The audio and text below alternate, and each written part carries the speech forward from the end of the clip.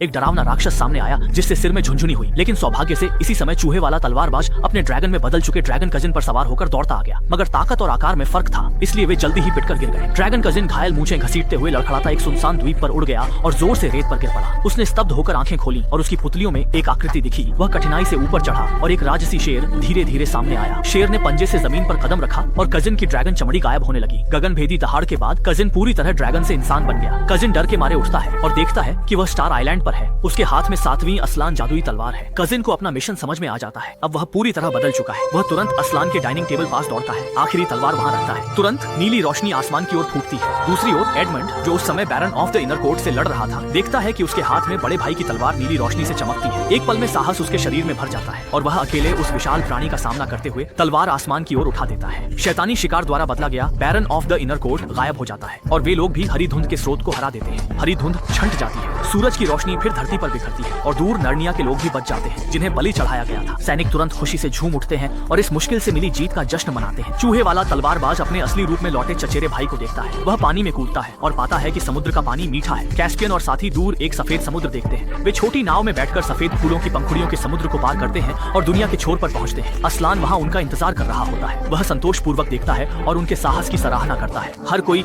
कुछ हद तक बड़ा हो गया है। नार्निया श्रृंखला की पहली से तीसरी कड़ी तक इसमें खुशी है, रोमांच है और कुछ अफसोस भी है। जीवन की राह कभी भी पूरी तरह आसान नहीं होती। हमने खोया, समझा और यात्रा में बहुत कुछ पाया। हमने तल्लीनता से अनुभव किया, लेकिन हर चीज हमेशा पूरी नहीं हो सकती। नार्निया हमेशा हमारा सुंदर सपना रहेगा। सारी कहानियां हमारे दिल में बसी रहेंगी। यह हमारे लिए पवित्र भूमि रहेगी। कभी कभी जब याद आती है तो यह बचपन की तुर्की डिलाइट की मिठास की तरह लगती है। युवाओं का साहसिक सफर खत्म हो गया है, लेकिन हमारे जीवन का रोमांच अभी जारी है। कामना है नार्निया की भावना हमारे रास्ता रोशन करे। फिल्म यहीं समाप्त होती है।